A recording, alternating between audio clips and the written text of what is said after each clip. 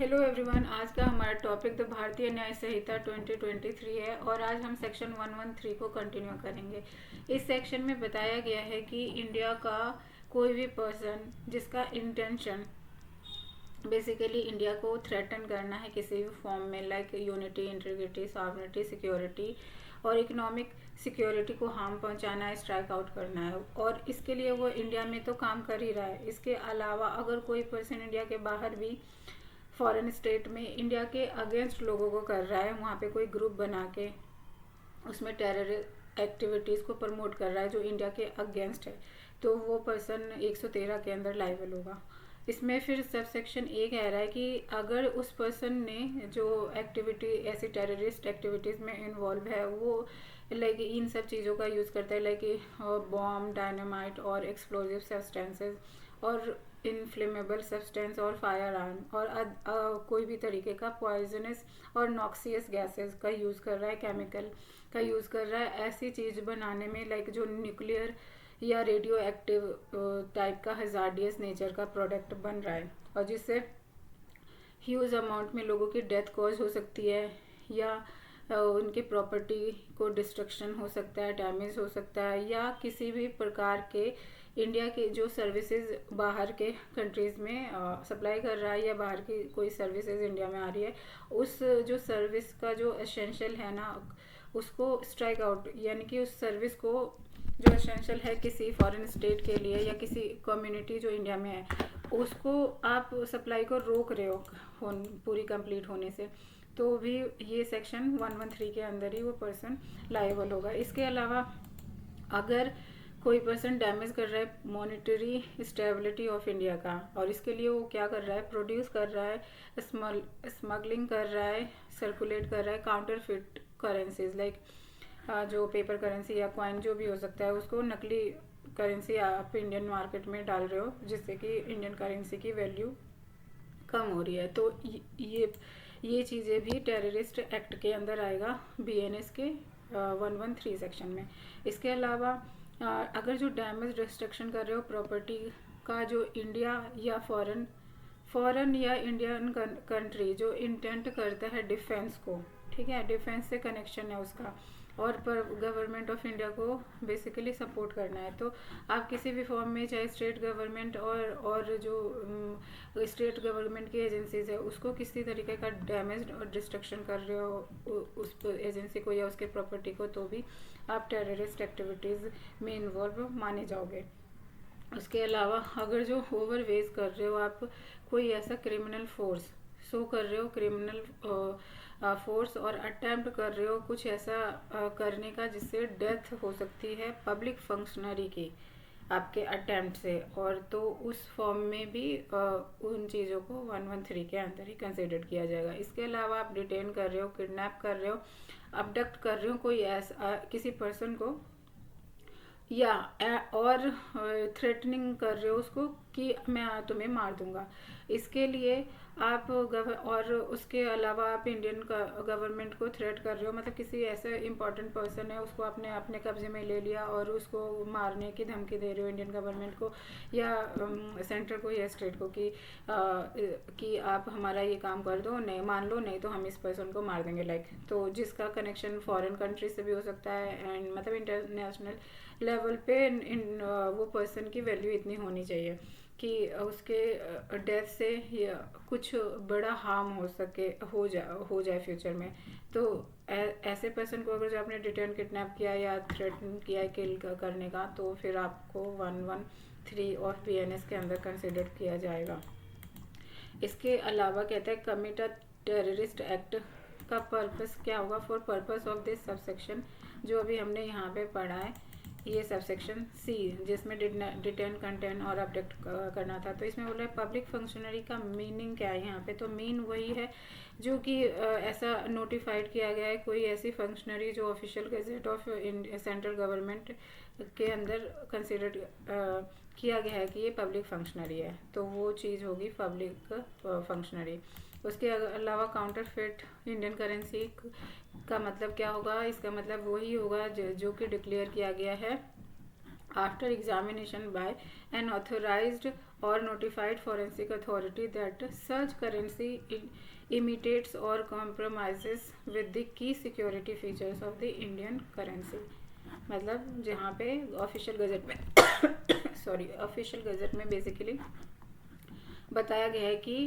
ये Indian currency की तरह हम इसको कंसिडर कर रहे हैं, तो वो काउंटरफिट करेंसी इंडियन करेंसी कहलाएगी। उसके अलावा अगर जो whoever commits a terrorist act shall, जो भी कमिट करेगा टेररिस्ट एक्ट, इसमें शैल बोल रहा है, मतलब वो होगा, कंपलसरी है उनका उसका ये चीज़ों में इन्वॉल्व होना, लाइबल होना। Like if such offence has resulted in death of any person be punished with death or imprisonment for life and shall also be liable for to fine के लिए और लाइफ इम्प्रिजनमेंट के लिए liable होगा। इसके अलावा अगर जो एनी अदर केसेस में अगर जो be punished with imprisonment for a term shall not be less than 5 years। अगर जो आप टेररिस्ट एक्टिविटीज़ में इन्वॉल्व हो, लाइक इतना हीनियस टाइप के में इन्वॉल्व हो, तो आपको 5 year मतलब सज़ा तो मिलेगी, बट वो 5 जिसकी अवधि 5 साल से नीचे नहीं होगी, लेकिन एक्सटेंड कर दी जाएगी LI तक, और वो फाइन भी देना पड़ेगा। इसके अलावा अगर whoever conspires or attempt to commit or advocate abets advise or initiates directly or knowingly facilitate the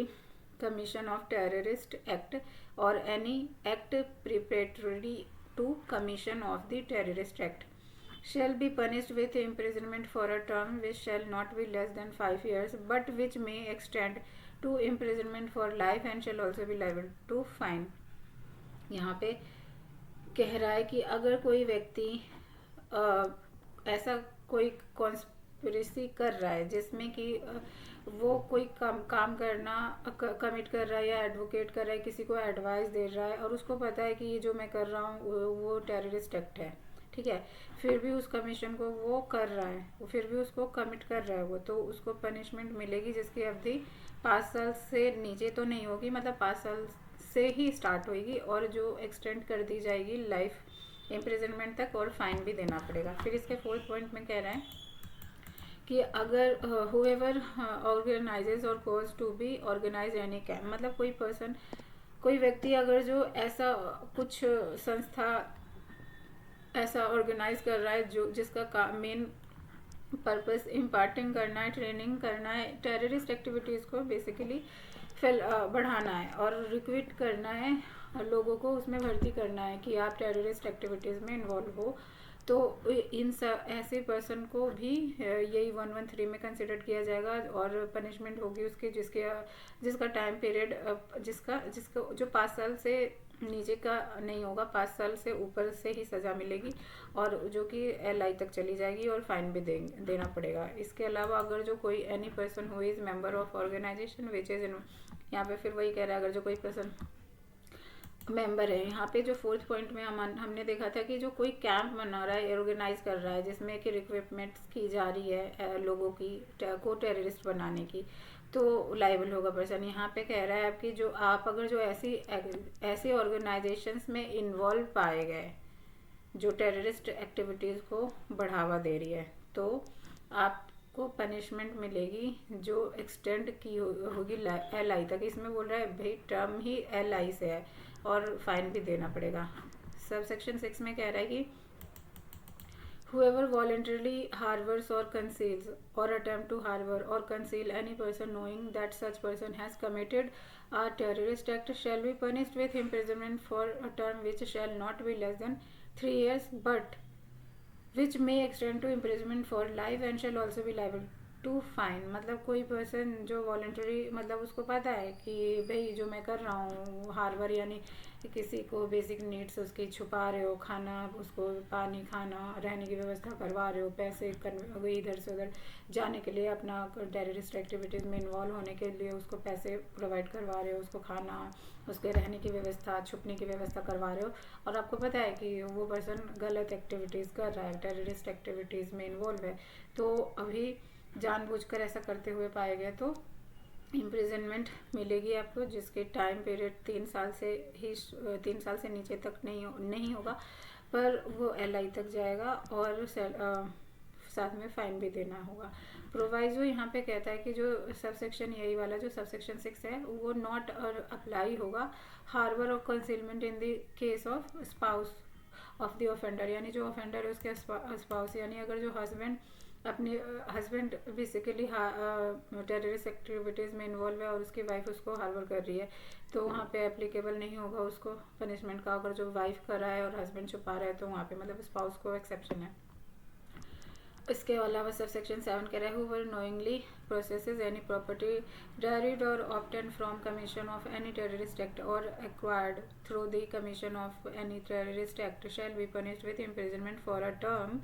which may extend to imprisonment for life and shall also be liable to fine। वही अगर जो कोई जानबूझ के process कर रहा है कोई प्रॉपर्टी को जिस और ऑप्टेन कर रहा है कमीशन, मतलब आप जगह प्रोवाइड कर रहे हो कि हाँ ये वाला बहुत सुटेबल है, यहाँ पे आप प्लानिंग एंड प्लॉटिंग कर लो, यहाँ पे आप टेररिस्ट एक्टिविटीज़ को अंजाम दो, तो फिर आपको ये सज़ा मिलेगी यहाँ पे लाइफ तक की और फाइन भी देना पड़ेगा। एक्सप्लेनेशन कहता है इसका कि for the removal of doubts, जो भी डाउट्स है उन सब के रिमूवल के लिए it is hereby declare that the officer not below the rank of superintendent of police shall decide whether to register the case under this section और under the unlawful activities prevention act 1967। यहाँ पे कह रहा है कि जो ये जो ऊपर जो भी सेक्शंस है ना उसका अगर जो कुछ डाउट है तो इसको जो इस डाउट को कि ये टेररिस्ट एक्टिविटीज़ में आएगा या नहीं आएगा उसको डिसाइड करने का और रजिस्टर करने का जो राइट है वो उसी सुपरिटेंडेंट ऑफ पुलिस को ही होगी, उससे नीचे के रैंक वाले को नहीं होगी। और जिसकी बात की गई है अनलॉफुल एक्टिविटीज़ एक्ट 1967 में। तो ये था आज का हमारा सेक्शन 113 जो टेररिस्ट एक्ट और एक्टिविटीज़ से डील करता था। और नेक्स्ट टाइम मिलते हैं हम सेक्शन 114 के साथ जो कि हर्ट से डील करेगा। Thank you so much for watching my video.